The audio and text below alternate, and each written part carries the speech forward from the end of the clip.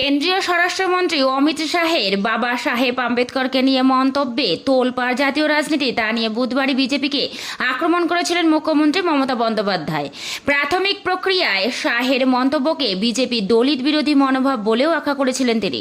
সেই বিতর্কেও আরও একবার স্বরাষ্ট্রমন্ত্রী শাহের মন্তব্যে সমালোচনা সরব হলেন মুখ্যমন্ত্রী মমতা বন্দ্যোপাধ্যায়।